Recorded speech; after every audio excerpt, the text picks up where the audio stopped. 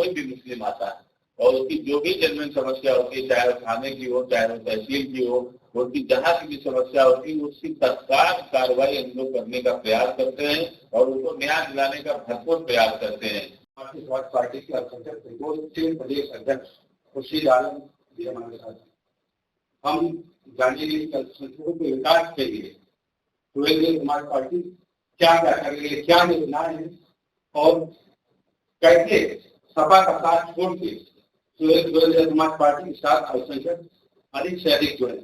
बहुत बहुत स्वागत है आपका बहुत बहुत धन्यवाद। आपका एक बहुत अच्छा सवाल था। अल्पसंख्यक समुदाय के उत्थान के लिए भारतीय समाज पार्टी कौन सी नई योजनाओं पे काम कर रही है। देखिए, मैं सबसे पहले आपको बताना चाहता हूँ कि हमारा जो अल्पसंख्यक समुदाय है उसमें शिक्षा की कमी, उस शिक्षा की कमी को दूर करने के लिए जैसे आजकल जो हमारे मदरसे चल रहे हैं, उन मदरसों में आधुनिक शिक्षा प्रणाली लाने के लिए माननीय मंत्री जी ने एक नई कार्य योजना बनाई।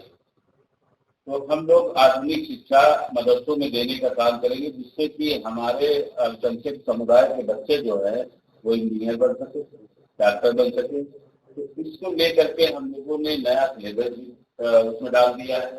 तो अब जो पढ़ाई होगी उसमें सिर्फ और सिर्फ ये नहीं कि समाज के लिए ही और अपने समाज की जो आपका धर्म है उसकी ही पढ़ाई नहीं होगी। मदरसों में लोग डॉक्टर भी बनेंगे, इंजीनियर भी बनेंगे, वकील भी बनेंगे, सारी शिक्षाएं वहाँ होंगी। वहाँ कंप्यूटर भी होगा, वहाँ हिंदी भी पढ़ाई जाएगी, वहाँ गणित भी पढ़ाई जाएगी, वहाँ साइंस भी पढ़ाई जाएगी। तो ये बहुत बड़ा कार्य हो रहा है सरकार की तरफ से। माननीय योगी आदित्यनाथ जी ने इसको लेकर के भी काफी बड़ा बजट दिया है और मदरसों को आधुनिक करने के लिए भी सरकार की मुहिम चल रही है। मैं एक बात और करना चाहूंगा कि इस्लाम मुस्लिम के पैगंबर मोहम्मद साहब ने एक चीज कहा था मुसलमानों से कि इल्म हासिल करने के लिए चीन तक भी जाना पड़े आपको ज्ञान हासिल करने के लिए तो आप जाइए। लेकिन मेरा दूसरा क्वेश्चन ये है कि बहुत सी मदरसों में जो सिर्फ दीन की तालीम है, कुरान पढ़ाई जाती है, उसके अलावा दुनियावी तालीम हिंदी, अंग्रेजी या कंप्यूटर की एजुकेशन नहीं दी जाती है, तो उसके लिए सरकार क्या करे? सर्वेक्षण हो रहा है, जांच हो रही है। देखिए, बराबर लगभग 6 महीने से माननीय मंत्री जी ने आदेशित किया अधिकारियों को, इस पे गहन जांच हो रही है और जिन मदरसों में ऐसी शिक्षा प्रणाली चल रही है उसको बदलने का काम हम लोग कर रहे हैं और उनको फंड भी दिया जा रहा है, बराबर उनकी शिक्षा पे काम भी किया जा रहा है और जो लोग फर्जी तरीके से मदरसे चला रहे हैं उन पर कार्रवाई भी की जा रही है। बराबर इस तरीके के जो लोग हैं जो बच्चों के भविष्य के साथ खिलवाड़ कर रहे हैं उन पर हम लोग कार्रवाई भी कर रहे हैं। अभी भी कई बड़े मदरसे हैं प्रदेश में जहाँ हिंदी अंग्रेजी के एजुकेशन नहीं दी जाती।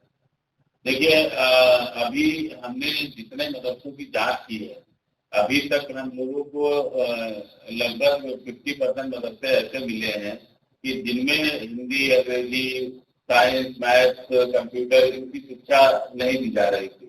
तो उन मदरसों के हम लोगों ने जांच भी कराई है, उन मदरसों को हम लोगों ने बंद कराने का भी काम कराया है और उन मदरसों को हम लोगों ने उसको फौरी तौर पे उसमें शिक्षा ग्रहण करने वाले बच्चों को हम लोगों ने दूसरों मदरसे में भी शिफ्ट किया है और आने वाले समय में भी हम लोग इस तरीके से मदरसों की जांच करते रहेंगे और अगर आपके संज्ञान में कोई ऐसा मदरसा है जो हम लोगों से छूट गया है वो आप लिख के दीजिए, उसकी भी हम लोग गहन तरीके से जांच कराएंगे।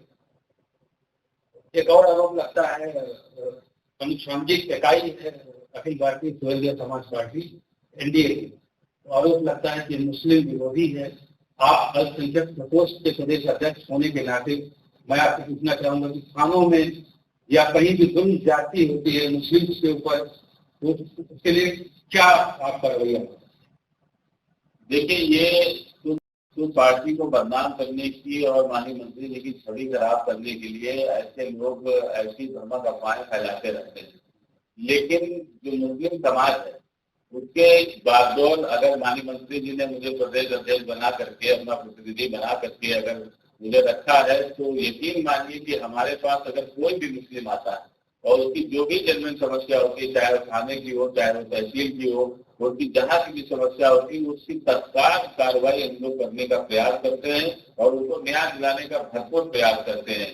लेकिन अगर कोई ये कहे कि माननीय मंत्री जी मुस्लिम विरोधी हैं, तो अगर वो मुस्लिम विरोधी होते तो वो अपनी जहुराबाद सीट से कभी जीत के ना आते, क्योंकि वहां जो मुस्लिम की आबादी है, अगर मुस्लिम उनको वोट ना करे तो वो कैसे जीत जाएंगे, आप बताइए। शादाब फातिमा विधायक थे वहां पे। देखिए, शादाब फातिमा जब विधायक थी तो वो 2 टर्म पहले, मंत्री जी 2 टर्म से विधायक हैं, उससे पहले वो शादाब फातिमा विधायक थी वहाँ। लेकिन जब मुसलमानों को ये समझ में आया कि जो शादाब फातिमा जी हैं उन्होंने क्षेत्र का कोई विकास नहीं किया, बनाया और एक बार जीतना तो आदमी कहता है कि हो सकता है ऐसे जीत गए हो, लेकिन सेकंड टर्म जीतना तो ये जनता चाहती है कि वो विधायक रहे, इसलिए वो दोबारा से विधायक हैं और तीसरी बार भी वो इंशाल्लाह वहीं से विधायक बनेंगे। हमारे चैनल के माध्यम से कोई संदेश देना चाहेंगे आप? और बाद में भय व्याप्त है और एक धारणा बन गई है इस पार्टी को लेकर, अखिल भारतीय समाज पार्टी को लेकर, और फिर मुद्दा भी लोगों ने बनाया हो जो बहराइच में मदार थी, तो उसका विरोध कर रहे हैं आपके अध्यक्ष उसके बारे में क्या कहना? देखिए, लोगों ने इस तरीके की धारणा बनाई कि अब वहाँ जो है अभी जो 10 तारीख को जो मेला लगा वो बहराइच से बहुत दूर है, नानपारा में वहाँ जो पार्क बनी, वहाँ मूर्ति स्थापित हुई, वहाँ मेला लगा, वहाँ माननीय मुख्यमंत्री जी गए, वहाँ मंत्री जी गए, तो बहराइच से उसकी दूरी बहुत है।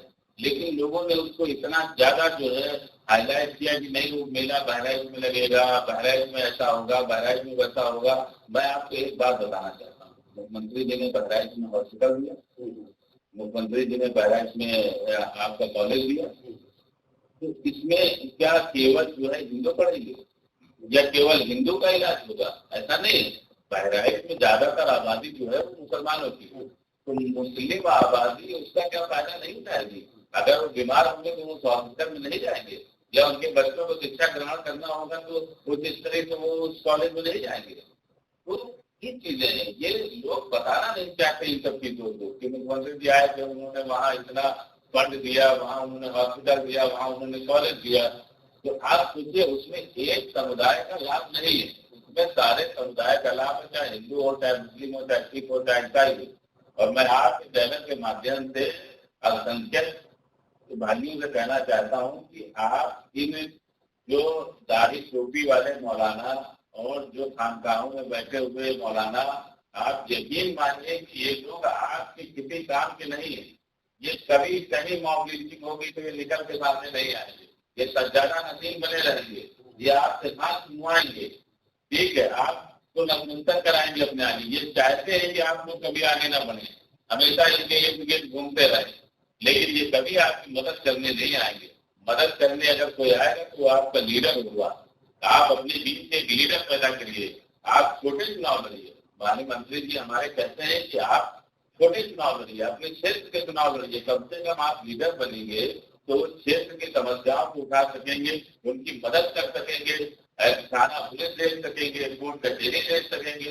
तो आप जरूरी नहीं कि आप विधायक बनिए, आप सांसद बनिए, आज छोटे ही चुनाव लड़िए। पंचायती चुनाव आ रहे हैं, मैं अपने मुस्लिम भाइयों से अपील करना चाहता हूँ कि आप लोग आइए हमारे साथ, छोटे चुनाव लड़िए, हम आपके साथ हैं, अपनी पार्टी के सिंबल पे आपको चुनाव लड़ाएंगे। आप हमारे करीब आइए, आप करके देखिए कि हम लोग मुस्लिम विरोधी हैं या मुस्लिम के साथ खड़े हैं। आप जाइए समाजवादी पार्टी से, आप जाइए कांग्रेस से, आप जाइए बसपा से, टिकट मांग के देखिए, वहाँ पैसा लगता है टिकट का, हमारे वहाँ टिकट का पैसा नहीं लगता है। माननीय मंत्री जी ने खुले तौर पर कह दिया कि 28% टिकट आप देंगे, तो आप अपने मुस्लिम भाइयों को लड़ाइए चुनाव, 28% टिकट आप उनसे लीजिए। तो मैं देने के लिए तैयार हूँ कि आप लोग आए हमारे साथ, इन भ्रमक मौलानाओं के चक्कर में न पड़े, क्योंकि ये लोग देश का माहौल खराब करते हैं। ये कभी आपके काम नहीं आते हैं और न ही ये कभी आपके काम आ सकेंगे। सिर्फ मेरा यही इतना कहना है अपनी मुस्लिम समाज को। हमारे साथ थे प्रदेश अध्यक्ष सुरेंद्र कुमार पाटिल, मैं हामिद।